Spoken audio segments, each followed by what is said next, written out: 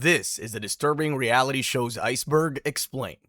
Tier 1, My Strange Addiction. A new show premieres and you decide to check it out. You click on an episode and the first thing you see is a guy chewing a light bulb like it's a cookie. You think that's as bizarre as it gets, but it's not. Because up next is a man addicted to collecting shower drain hair and a woman who's been eating drywall for 7 years. The series is called My Strange Addiction, and it premiered on TLC on December 29, 2010. It followed a simple formula. Each episode focused on 2 or 3 regular people who claimed they were addicted to something unusual. Some people ate things that clearly were not food, like chalk, their own hair, rocks, and even detergent, while others described habits like bathing in bleach, snorting baby powder, and picking up dead animals. The cameras followed them everywhere, at home, at work, even sitting around with family members who looked concerned, confused, or completely worn out. As the episode went on, the tension slowly built around one question. Were they actually going to change, or was this just another cycle? One of the most talked about episodes featured a man named Josh who said he was addicted to eating glass. He chewed pieces from wine glasses and swallowed them. He also claimed he consumed live bullets daily. His girlfriend worried about him constantly, while he admitted he liked the attention the habit brought. It was hard to tell what shocked viewers more, the behavior itself, or how casually he described it. Another episode introduced a young woman named Brea who said she had eaten sand for over 5 years. Then there was a 22-year-old woman who collected, sniffed, and chewed on urine-soaked diapers. As the seasons went on, the habits became more extreme. One woman drank paint. Another ate her husband's ashes. One person sought out repeated bee stings. And then there was this guy. My name is Nathaniel. I'm 27 years old. And I'm in a serious relationship with my car.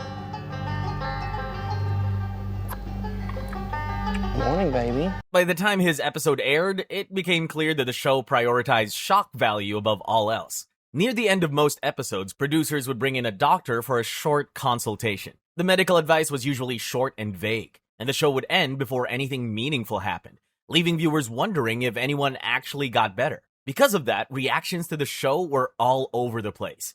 Some people watched because the stories were so strange they felt unreal. Others argued the show crossed the line by turning serious mental health struggles into spectacle. Over time, critics and mental health professionals pointed out that many of these cases looked less like addictions and more like symptoms of conditions such as pica or obsessive-compulsive disorder. So while the title promised addiction, what viewers actually got was a front row seat to people who probably should have been in a doctor's office instead of on television, sharing their struggles for entertainment. But on the bright side, it served as a weekly reminder that strange as your own habits may be, at least you're not chewing drywall or collecting shower drain hair. MILF Manor. You sign up for a dating show expecting younger men, a villa in Mexico, and the usual reality TV chaos. What you don't know is that your son will be there too, trying to date women your age, and you'll be thrown into painfully awkward situations, like being blindfolded and asked to feel up a shirtless man to figure out if it's your own child. That's the basic setup of MILF Manor. The show premiered on TLC on January 15, 2023. At first glance, it looked like another tropical dating series. 8 single women between 40 and 60 arrived at a villa in Mexico to meet attractive men in their 20s. Standard Cougar Paradise setup. Then, episode 1 dropped the twist. Woo! That's my mom right there. The younger men were their own sons. The pilot episode was pretty awkward to say the least, and from that moment on, the show leaned fully into the discomfort. Early on, producers had the mothers blindfolded and asked them to feel the shirtless torsos of the young men to identify their own sons. The winner got the best bedroom. That challenge alone told you what kind of show this was going to be. On top of that, each mother and son had to share a room. So even when they tried to avoid each other, there was no real escape. In another episode, the cast played a game where they revealed personal and adult secrets in front of everyone. It's safe to say the game was a complete disaster, and some secrets should be taken to the grave. At first, viewers watched out of curiosity. Then discomfort turned into backlash. Critics called it exploitative. On Rotten Tomatoes, Season 1 received very low approval scores, with some reviewers describing the show as psychological torture rather than romance. Despite that, the series returned for a second season in April 2024. Producers changed the format. This time, the younger men brought their fathers along to compete for the women's attention. The goal was apparently to reduce the mother-son tension. It just created a different flavor of awkward. Viewers still felt the show prioritized shock value over actual romance. Shocker. After 2 seasons, relentless criticism, and dwindling buzz, the series quietly ended. It left behind a simple lesson about reality TV. If you push the boundaries far enough, people will watch. Whether they enjoy it is a different question.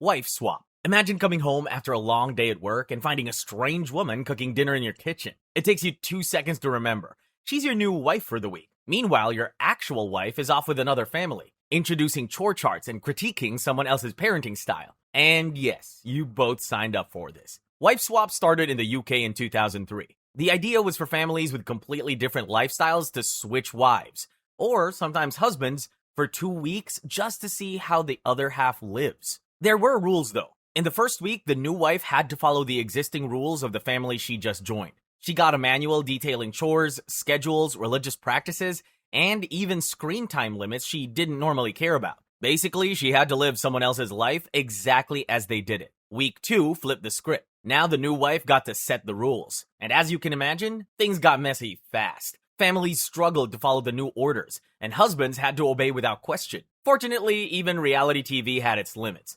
So the producers didn't go as far as making them share a bed just to boost ratings. At the end of 2 weeks, everyone returned home and the families came together to discuss what they'd learned. These talks often turned into shouting matches, flying insults, or the occasional minor explosion of violence. Somehow they usually walked away with some version of a middle ground, or at least a story they'd tell at parties for years. The drama came from the differences. Families were chosen because they clashed. Parenting styles, religion, money management, everything was a source of tension. One episode featured a hands-off mom who let her kid do whatever they wanted, swapped with a strict disciplinarian mom. It's safe to say sparks flew. Part of the fascination was watching people try to survive in a world where their rules no longer applied. But viewers weren't always convinced it was real. Editing often made small moments seem huge, turning minor disagreements into explosive confrontations. The original series ran until 2009, but the concept never really went away. Celebrity versions and reboots popped up later,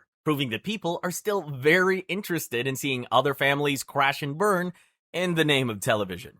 Fear factor. Imagine being offered $50,000 to stay completely still while a swarm of bees attacks you. Would you do it or run screaming for the hills? That's the premise of a real-life show, and it's called Fear Factor. The show premiered in 2001 and was all about seeing how far people would go to face their fears, especially when $50,000 was on the line. It was created by Dutch producer Endemol and adapted for NBC in the US. Each episode had 6 contestants, 3 men and 3 women, competing in stunts that tested both their physical and mental limits. The first challenge was usually a physical one, hanging from a helicopter, jumping between buildings, or wrestling with some crazy obstacle. Then came the mental challenge, which was often the gross out round. Contestants might eat live bugs, chew weird animal parts, collect disgusting things with their mouths, walk barefoot on glass, or handle piles of something slimy. The stunts were designed to make both contestants and viewers squirm.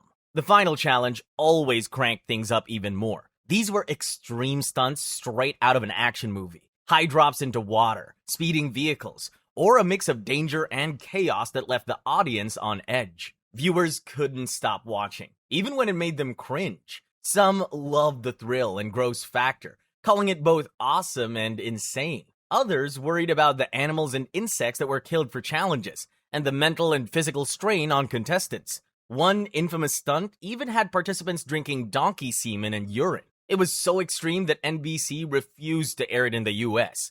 Throughout the course of the show, contestants have vomited, passed out, or even sustained minor injuries. The original run lasted from 2001 to 2006. It came back in 2011 with even crazier stunts, returned again in 2017, and was canceled in 2018. Most recently, in January 2026, Fox revived Fear Factor with Johnny Knoxville returning as host. The Simple Life. In the early 2000s, someone had the bright idea to take 2 wealthy socialites, strap cameras to them 24/7, and drop them into rural America to see what happened. The result was The Simple Life, and it catapulted Paris Hilton and Nicole Richie to international stardom. Stripped of their cell phones, credit cards, and celebrity status, they were forced to navigate everyday life in small towns across the US. They cleaned hotel rooms, caught crawfish, and even served fast food. The twist was that they were utterly unprepared for these jobs. They fumbled through the tasks while all of America looked on, more amused than sympathetic. Paris leaned fully into the airheaded socialite role. Her blank stares and the iconic catchphrase, "That's hot," turned her into a pop culture symbol of carefree cluelessness. What fans didn't realize was that the persona was more than just an act. As a teenager, Paris had been sent to emotional growth boarding schools that were basically abuse camps, where students were forcefully medicated, put through invasive exams, and locked in isolation. To cope, she created a smiling, unfeeling character, and that's the version of her millions of people watched and fell in love with on reality TV. The show's seasons kept the formula fresh. In the first, the pair stayed with the Ledding family in Altus, Arkansas for a month. The second saw them touring the country in a pink pickup truck with a trailer, pulling off stunts like working at a nudist resort or making sausages. The third season sent them to East Coast internships. The fourth turned each episode into a mini wife swap, and the fifth had them as camp counselors at Camp Shawnee. Every episode leaned into absurdity and culture clash, and the audience ate it up. Critics were mostly indifferent, but even they couldn't deny the entertainment value. The first season holds a 69% approval on Rotten Tomatoes. Variety called it palatable and watchable, because the show mainly poked fun at heiress party girls. Entertainment Weekly gave it a B, praising the producer's knack for tone. Seattle Post-Intelligencer summed it up best.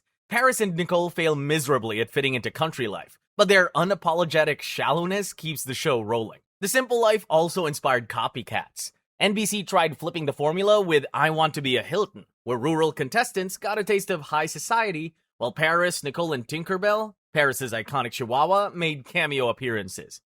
Here too, The Swan. You turn on the TV one evening and the first thing you hear is this. I've got hair. I feel completely unbearably disgusted with myself. It makes me feel really unfeminine to have to shave my face every single day. The woman who said that isn't talking to a therapist or a close friend.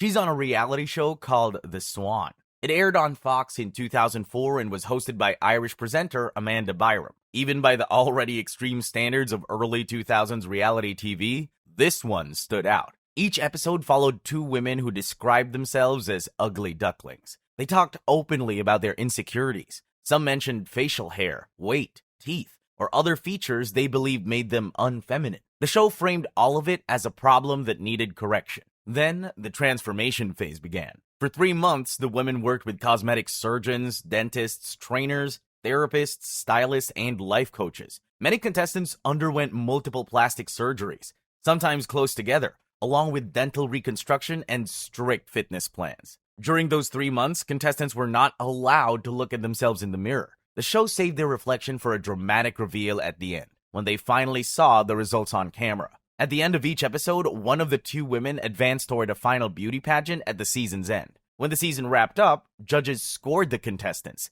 and the woman with the most dramatic transformation would be crowned the Swan. The entire arc turned medical procedures into a competition. Viewers had mixed reactions. Some were hooked by the before and after reveals. Others felt uneasy watching real women reshape their bodies for a televised crown. Critics argued the show pushed unrealistic beauty standards and treated plastic surgery like a prize package. Commentators at the time called it cruel and exploitative. Still, the ratings were strong at first. The first season averaged around 9 million viewers. A second season followed later in 2004, but by December, the network canceled the show.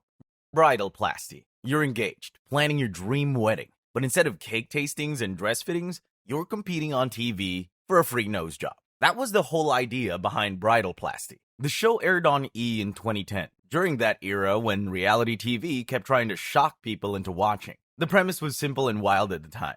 12 engaged women moved into a house together, each with a personal list of cosmetic procedures they wanted done before their wedding day. Right from the opening montage, you already knew what kind of show this was going to be. A golden frame would slide across different parts of women's bodies, magically smoothing problem areas like arms and stomachs. Then it cut to a bride in a wedding gown, standing there with fresh post-surgery bandages on her face. It was far from subtle. Each episode centered on wedding-themed challenges. Design a bouquet, plan part of a reception, complete some bridal task under pressure. The weekly winner chose one procedure from her list and underwent surgery that same week. The others had to wait and try again. The consultations were filmed in detail. In one clip, a doctor said this to a contestant. Perfect breasts for doing a breast augmentation, and then liposuction of the tummy.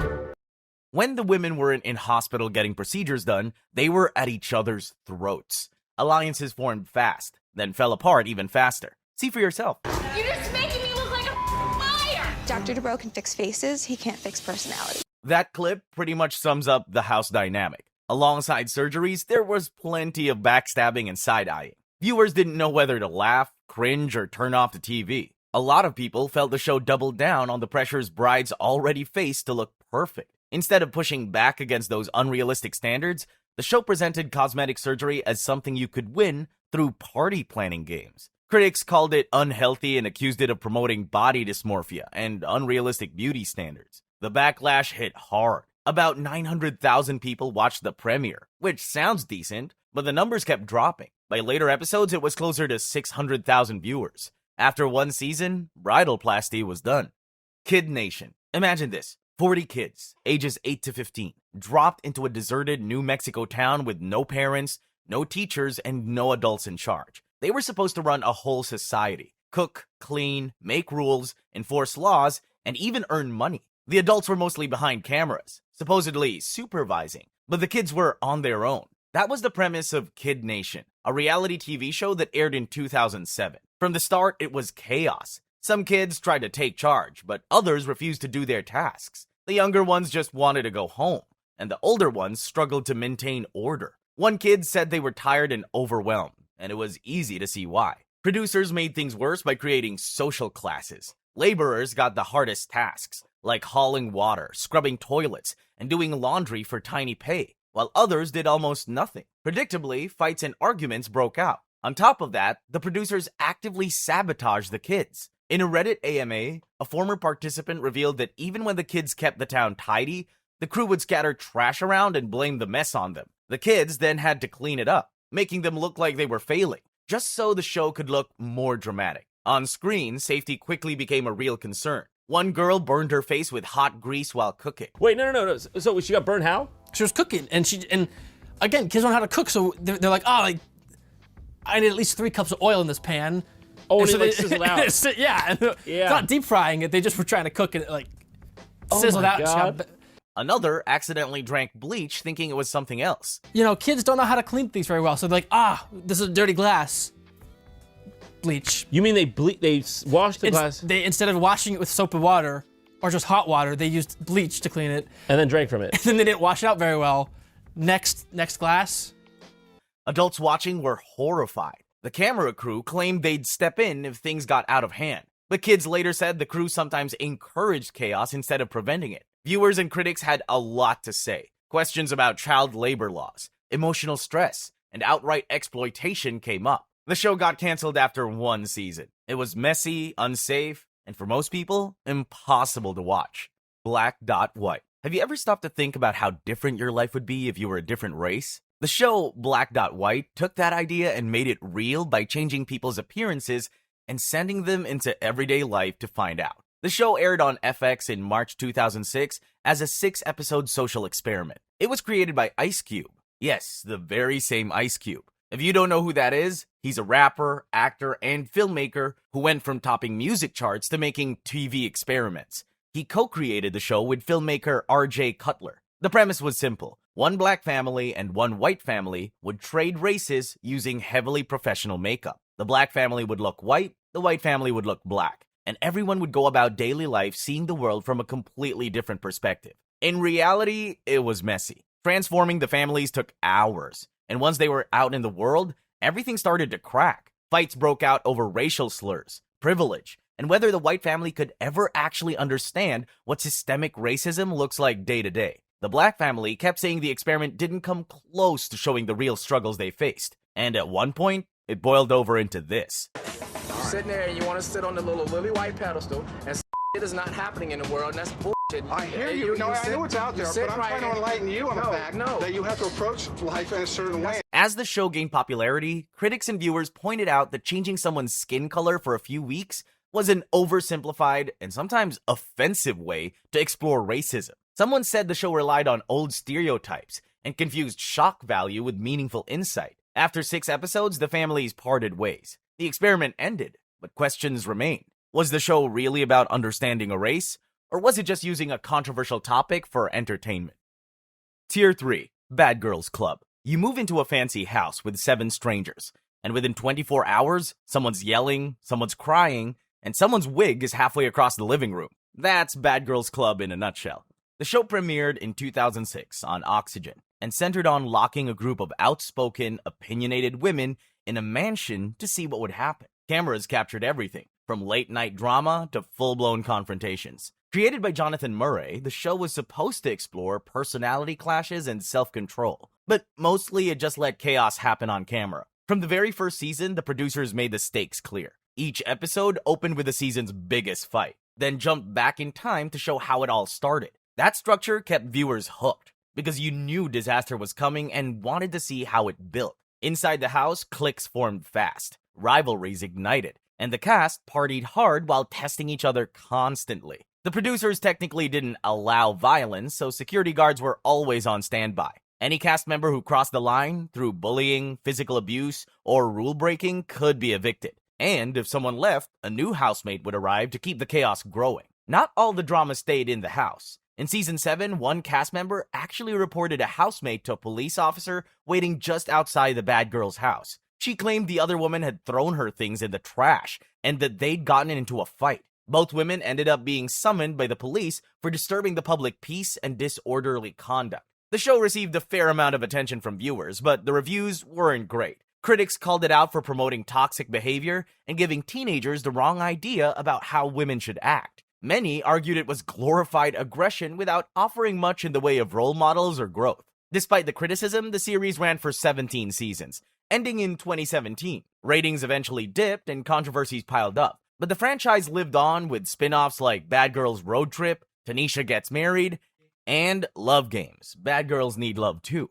Hoarders. Picture your house right now. Now picture not throwing away a single thing for 5 years. Every piece of mail, every empty bottle, every broken appliance, none of it leaves. Now picture a camera crew showing up and someone telling you that you have 48 hours to fix what took half a decade to build up. That's the world of Hoarders. The show premiered on A&E in 2009 and quickly pulled people in. About 2.5 million viewers tuned in to the first episode, making it the network's most watched series premiere at the time. At first, people were curious. Then, as the episodes kept coming, curiosity turned into shock. Hoarders followed people struggling with compulsive hoarding, a mental health disorder where someone buys, collects, and keeps excessive amounts of items. Because we'll buy something and it gets misplaced or gets thrown out.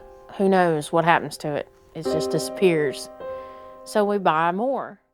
Over time, the load piles up and starts to make the house unsafe and unsuitable for living. Each episode ran about an hour and focused on 1 or 2 people. Professional cleaners teamed up with mental health specialists, and they had just 2 or 3 days to clear out years of buildup. The goal wasn't to clean up the place. They also had to make the home safe enough to live in again. The stakes were often high. In the very first episode, a couple who both hoarded faced losing custody of their 3 children if they didn't fix their living conditions. In another case, a woman who hoarded food risked serious illness and eviction from her landlord. One of the most disturbing episodes featured an elderly, half-blind woman in New Mexico. She was living with 76 cats, some alive, some dead. Cat feces was everywhere, and the carpets were soaked in urine. Animal control got involved, and she faced possible criminal charges for animal abuse. It was hard to watch. Some viewers praised the show for bringing attention to a real mental illness. They felt it showed compassion and made people with hoarding disorder feel less alone. Others weren't so sure. Critics argued the show leaned too heavily into shock value and turned vulnerable people into spectacle. Mental health professionals also questioned whether a rushed cleanup in front of cameras actually led to lasting change. Once filming ended, did the progress stick? Despite the debate, Hoarders ran for 6 seasons before it was canceled in 2013. But that wasn't the end. The show returned in June 2015 and has continued for many more seasons since. Megan Wants a Millionaire. What would you do if you signed up for a fun dating show thinking it was all champagne, roses, and rich guys, and then it turned into a crime story that made headlines? That's basically what happened with Megan Wants a Millionaire. The show premiered on VH1 in August 2009 and followed Megan Hauserman, who had previously appeared on Rock of Love. During that series, she joked that she wanted to be a trophy wife. That offhand comment was all it took for producers to create a whole new reality show centered on her. 17 wealthy bachelors competed in challenges and went on fancy dates with Megan, hoping to charm her with their looks, personalities, and bank accounts. Each episode was a mix of group mixers, eliminations, and awkward romantic tension. Pretty standard dating show stuff. Until it wasn't. After only 3 episodes aired, the series took a horrifying turn. One contestant, Ryan Jenkins, became the focus of a real-life criminal investigation. He had recently married his wife, Jasmine Fiore, but she was found dead in a suitcase near a dumpster in Buena Park, California. Jenkins had met Fiore shortly after being eliminated from the show, and they married quickly. Now she was dead. He was on the run, and police were hunting him in connection to her murder. As the story unfolded, it emerged that Jenkins had a violent past, including assault charges from a previous relationship. VH1 acted fast. The show was canceled the day after Jenkins was officially charged with Fiore's murder. Every episode, rerun, and reference was pulled immediately. 3 days later, Jenkins was found in a motel room in Canada. He had taken his own life.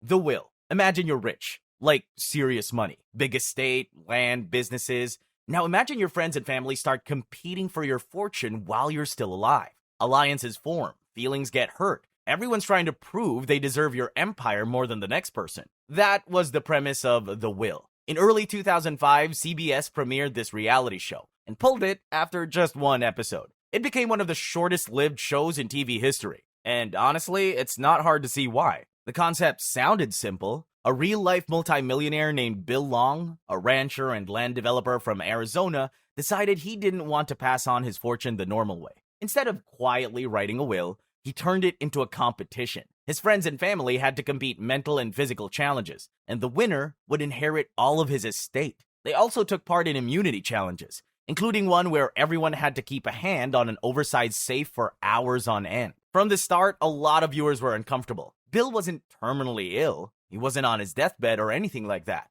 So why was he putting the people closest to him through a series of loyalty tests on camera to earn what he could just legally assign? CBS put a lot of effort into promoting the show before its January 8, 2005 premiere, expecting strong ratings. Instead, only about 4.2 million people tuned in, making it the network's lowest rated program that week. That was enough for CBS to panic. The next episode never aired on the network. Just like that, it was canceled. But that wasn't the end of it. All 6 episodes later aired on the Fox reality channel, and in a twist that only made things more uncomfortable, Bill's 4th wife, Penny, won the competition, beating everyone else, including his own son. You know, the guy who's legally supposed to inherit everything. Naked and afraid. Imagine getting a call from a TV producer. You're going to be on a survival show. Cool, right? Then they add one small detail. You'll be surviving in the wilderness completely naked. Not Tarzan swinging through vines naked, more like Adam and Eve in garden naked.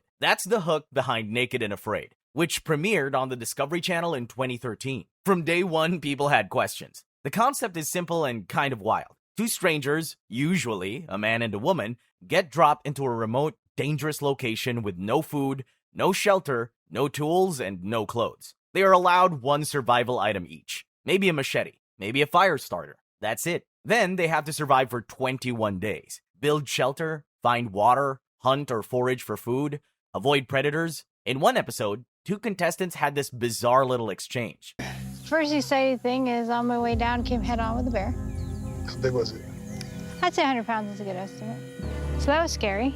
See how she sounds cool as a cucumber? Even though she's talking about coming face to face with a predator? Apparently, that's just a regular Tuesday for them. Before the challenge begins, they are given a small crossbody bag and a necklace with a bead that doubles as a microphone. They also get a personal camera and a map. The main camera crew follows them during the day, but at night, when the crew steps back, the contestants film themselves. Medical staff can step in if something goes seriously wrong, and over the years, they've had to. Contestants have dealt with flash floods, shelter fires, snake attacks, heat exhaustion, sunstroke, starvation, and in one case, a life-threatening appendicitis attack. Outside of emergencies, though, they're on their own. At any point, a contestant can tap out and leave, but if they stick around, they have to hike to a final extraction point on the last day, where a boat, helicopter, or plane would be waiting to pick them up. That last walk always looks brutal. As extreme as it sounds, the show became a hit. Some outlets even called it one of the best reality shows on television. Fans loved the raw survival aspect and watching people push past their limits.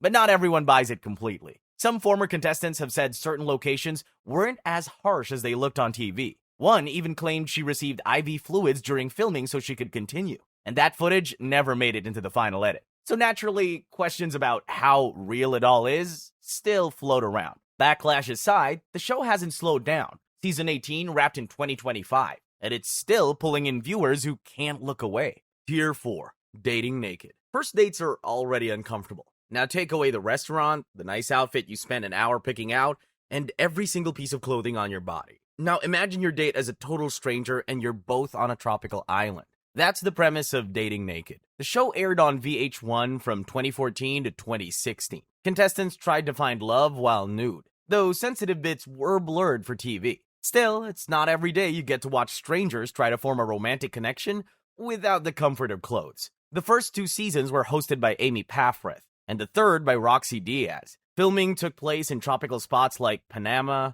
the Philippines, and Bora Bora. Because if you're going to make people uncomfortable, at least do it somewhere scenic. In season 1, each episode paired contestants up immediately, while later seasons focused on 2 main contestants, with new hopefuls arriving each episode. The dates were awkward from the very beginning, and only got worse from there. One contestant showed up to meet her date wearing nothing but a rubber unicorn mask. A zipline date ended with a woman smashing face first into the stopping block and walking away with a black eye. A virgin contestant screeched the first time she saw a naked man in real life, got seasick on the boat date that followed, and quit the show entirely. Things somehow kept escalating from there. One guy gave an unsolicited demonstration of a male enhancement pump he sold for a living in front of the entire house. And another introduced himself at the villa by tucking his genitals between his legs, doing what he proudly called the mangina, then urinating in the ocean while his date watched in horror. People fumbled, blushed, argued, and occasionally tripped over literal and metaphorical boundaries. Some critics lashed out,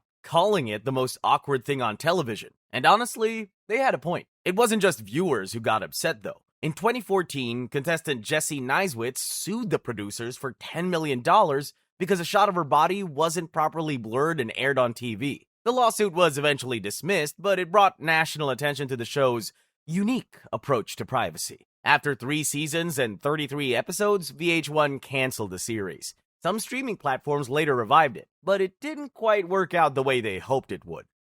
I Wanna Marry Harry. It's 2014, and you've just signed up for a reality dating show called Dream Date. You board a plane to England, walk into a sprawling estate that looks like it belongs to the royal family, and a man who looks suspiciously like Prince Harry steps out of a helicopter while everyone around you calls him Sir. Nobody has actually told you he's Prince Harry, but nobody has to. In the summer of 2014, Fox aired I Wanna Marry Harry, a show built entirely around making 12 American women believe they were competing for Prince Harry's affection. The Bachelor was actually Matthew Hicks, an environmental consultant from England who happened to look close enough to the real prince if you squinted and really wanted to believe. Production put him in the Englefield house, surrounded him with professional servants, hired security staff who had actually guarded heads of state, and flew him around in helicopters. Every single detail was designed to build one lie without ever technically saying it out loud. Of course, a lie that big only works if nobody gets the chance to poke holes in it. The women's phones were confiscated once they arrived. Outside contact was cut entirely, and conversations among the contestants were monitored and controlled. The whole environment was an isolation operation designed so that if someone in that house started getting suspicious, doubt had nowhere to go before production shut it down. To help them do that, they brought in a therapist. Problem is, the therapist wasn't really a therapist at all, just a producer in a cardigan. Any contestant who questioned the situation was told she had trust issues and was sabotaging her own fairy tale. The show was, for all intents and purposes, using a fake mental health professional to gaslight these women into ignoring their own instincts. For a few episodes, the show at least maintained a thin air of deniability. Hicks was only ever called Sir in front of the women. Then in episode 5, that went out the window. Hicks told a contestant named Kelly directly to her face that he was Prince Harry. Shortly afterward, the show's butler, Kingsley, portrayed by English actor Paul Leonard, formally announced to the contestants at dinner that Sir was indeed His Royal Highness Prince Harry of Wales. Eventually, the illusion collapsed. Hicks was revealed to be exactly who he was, Matthew, an environmental consultant with no royal title attached. After the big reveal, the women were left to deal with the fact that they had spent weeks being systematically lied to, isolated, and psychologically manipulated on camera for entertainment. Audiences weren't impressed either. Ratings collapsed and Fox pulled the show after just 4 of the 8 produced episodes. The rest were quietly dumped online. The whole thing remains one of the most brazen psychological experiments reality television has ever aired. X on the beach. What would you do if you met someone new? Things were going great, and just as you're about to start something serious, your ex shows up. Not to rekindle anything, but to ruin your life and laugh while doing it. Welcome to X on the Beach. The show launched in 2014 on MTV UK with a premise that was equal parts paradise and chaos. 4 single men and 4 single women were flown to a luxury beach location, expecting sun, drinks, flings, and maybe a bit of romance. What they didn't expect was their exes arriving, one by one, bringing unresolved drama, emotional baggage, and plenty of chaos along with them. Romance got shoved aside as arguments, betrayals, brawls, and all-night drinking marathons took over. In the very first season, one contestant's ex-fiancé showed up on the beach and started causing problems within minutes of arriving. Love triangles spiraled constantly. At one point, things got so messy that a contestant was removed from the house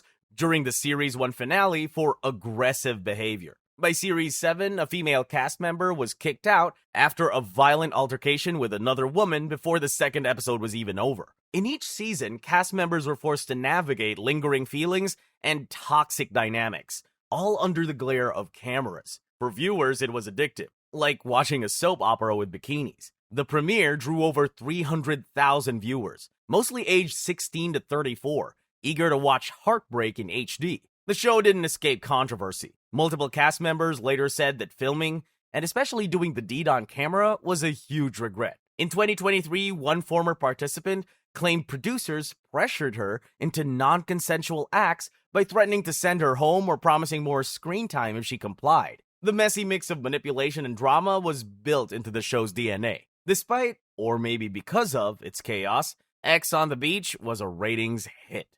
There's something about Miriam. You sign up for a dating show where you have to compete against 5 other men for a beautiful woman's attention. It all feels pretty standard, until you learn that the woman you're all chasing has a secret none of you have been told yet. There's Something About Miriam aired in 2004 and quickly became one of the most controversial reality shows ever. Everyone stuck around because the show promised a big twist at the very end. The setup was simple. 6 straight men in their 20s were invited to compete for the affection of Miriam Rivera, a Mexican model. The prize was £10,000 and the chance at a potential relationship. Filmed in a villa in Ibiza, the men went on luxury dates, faced physical challenges, shared personal stories, and slowly eliminated each other, believing they were in it for love. Then the finale hit. Miriam chose a winner. But before he could celebrate, she revealed the twist.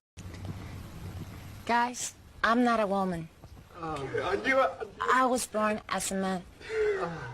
She was transgender and hadn't yet had gender-affirming surgery. The room went from celebratory to stunned in seconds. The men didn't take it well. They sued the producers for defamation, breach of contract, conspiracy to commit adult assault, and emotional damages. The lawsuit delayed the show's release from November 2003 to February 2004 before settling for an undisclosed amount. What made the show especially disturbing was the deception. The producers had known Miriam's story from the start and built the series entirely around it. Instead of finding love, the men and the viewers were set up for shock. Critics slammed the show for exploiting contestants and mishandling transgender representation. Despite the backlash, the finale still drew 970,000 viewers, and Miriam later appeared on Big Brother Australia in 2004. Box. You walk into a studio, sit in the audience, and notice a huge box on the stage. Beside it, there's a 3-person panel just sitting there. Minutes later, a couple shows up on stage. They wave, open the box, and climb inside to do the deed. The box is soundproof and camera-free. So whatever happens inside stays inside while the audience and panel just wait. Xbox premiered in 2013 as part of Channel 4's Campaign for Real, a series trying to convince people to talk about intimacy without shame. The idea was simple, but strange. Producers believed couples would speak more honestly about their relationship immediately after being intimate. To test this theory, they built a tiny studio shed for the couples to use, while a panel of therapists sat next to them discussing their relationship patterns and dynamics. After about half an hour, the couple emerged in silky pajamas to talk with the panel. The audience never saw what happened inside, only the awkward discussion afterward. One participant said it made her feel closer to her partner, which the show took as proof the theory worked. But more often than not, the conversations were clumsy and uncomfortable, as people struggled to describe what had just happened. The participants came from all kinds of backgrounds: young, old, straight, gay, couples who met online, couples who met at Pride. The show wanted to make a point. No matter who you are, everyone struggles with the same stuff in relationships, and everyone needs to talk about adult play. The problem was the delivery. Inside, the box was set up like a basic hotel room, complete with a bed, cushion, rugs, washing facilities, condoms, tissues, and an emergency switch. Despite the producer's best efforts, things didn't always go smoothly. One couple had to leave through a hidden door so the crew could take a break, shower, and then return to finish their time. It's not exactly the stuff of romance novels. Critics and viewers were mostly unimpressed. A few appreciated the honesty, but most couldn't get past how awkward it was. At one point, the show even got labeled as one of the worst TV programs ever. Ratings for the first episode started at 1.1 million viewers and dropped sharply within 15 minutes. The flashing blue lights and a box on a stage made the whole setup look ridiculous and slightly sinister. But the show's purpose went beyond spectacle. It highlighted how awkward, repressed, and absurd our culture treats intimacy. By forcing conversations about the deed in public, even in a painfully uncomfortable way, Xbox revealed just how conditioned we are to hide or shame intimacy, even with the people we trust most. Tier 5, The Biggest Loser. The Biggest Loser hit TV screens in 2004 and quickly grabbed attention. The show brought together overweight contestants and pushed them to shed pounds fast, with a cash prize as the goal. From the start, it was intense, grueling, and at times dangerous. Contestants were weighed at the beginning. One man, Dan, came in at 454 pounds. Your starting weight is...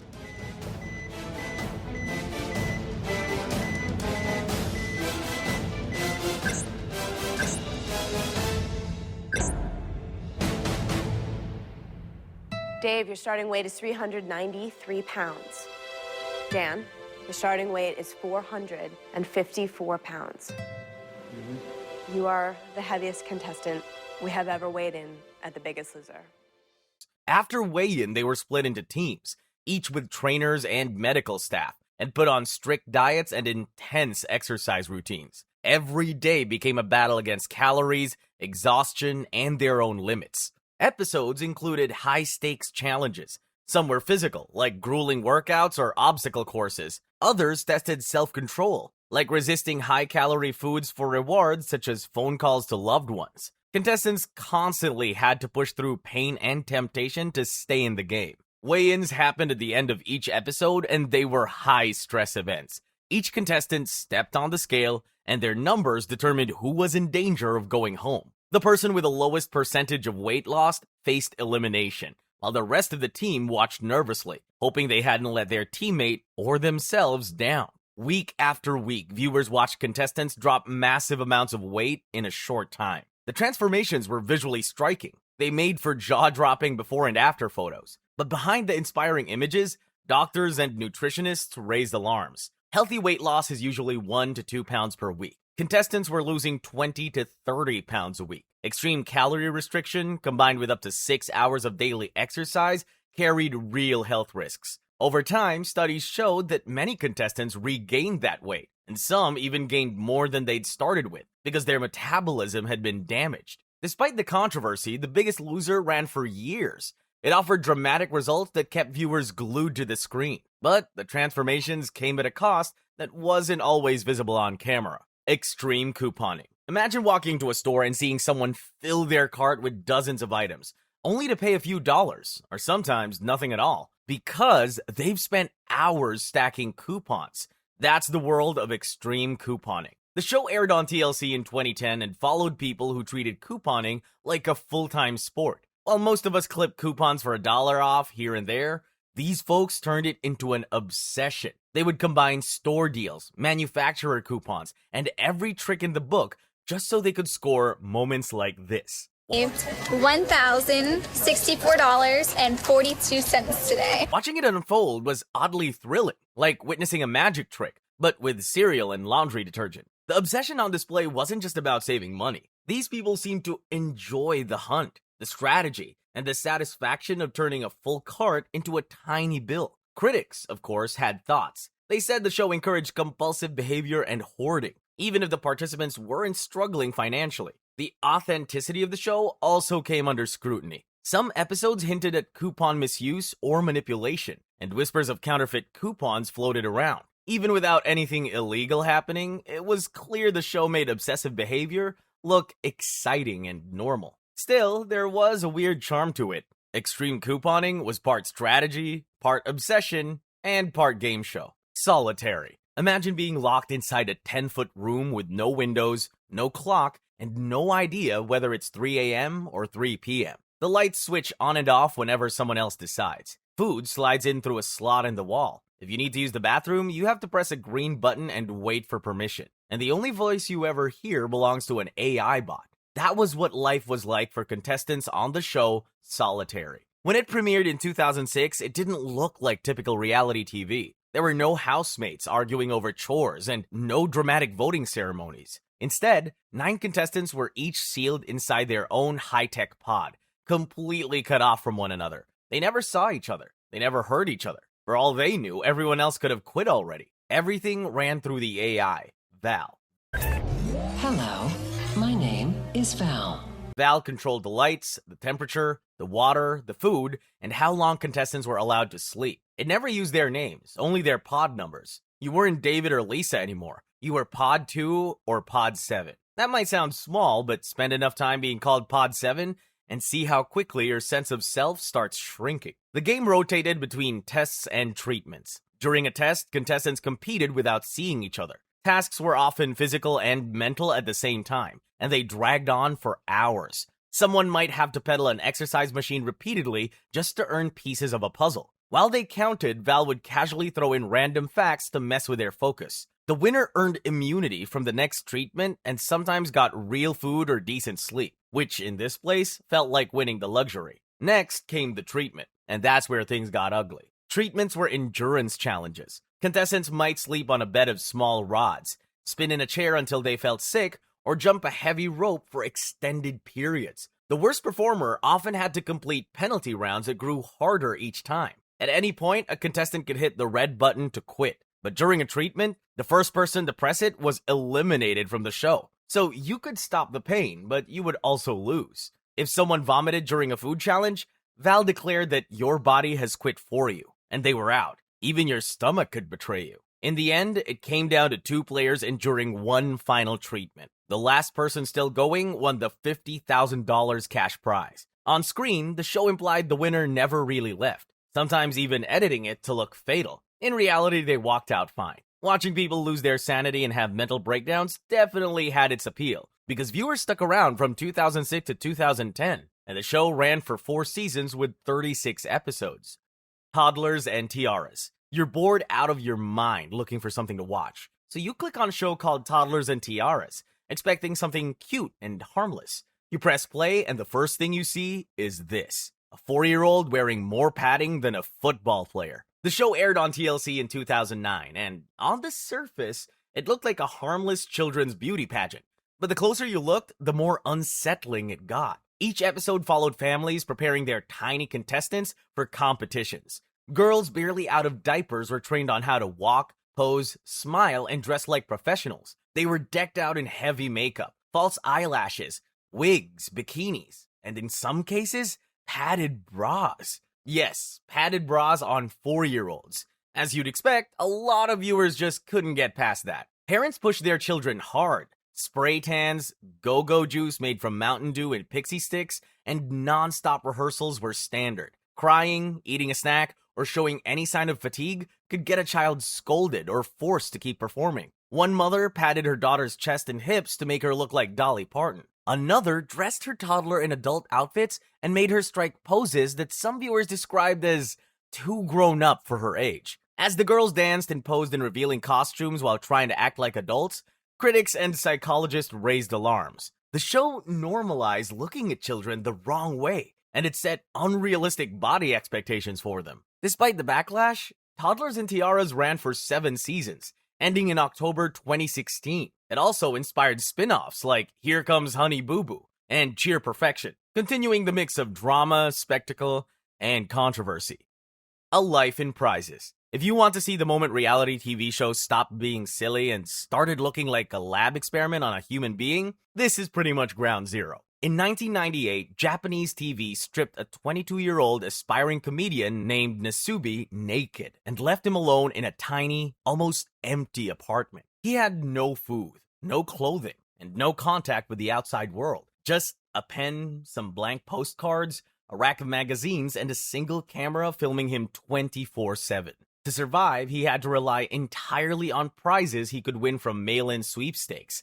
And that's not all. He couldn't leave until the total value of the prizes he collected reached 1 million yen, roughly 6,000 pounds at the time. The problem was that most prizes he won were useless. Things like tires, golf balls, a teddy bear, or sugary drinks. Since he didn't have any supplies or groceries when his winnings didn't provide something edible, he simply went hungry. He submitted nearly 10,000 sweepstakes entries over the course of 15 months. Nasubi knew he was being filmed, but he had almost no idea where the footage would end up. While he slowly lost his mind in the apartment, weekly updates on his situation became one of Japan's most popular TV segments, drawing around 15 million viewers. He never won any clothes, so he stayed naked the whole time. On air, producers plastered a floating emoji over him so viewers wouldn't see, well, everything. He stayed there for 15 months, slowly descending into malnutrition, mania, and depression. When it finally ended, there was no gentle transition. Nasubi was thrown in front of a live studio audience after spending a year in near total isolation. A Life in Prizes aired before the global explosion of reality TV shows like Big Brother and The Truman Show,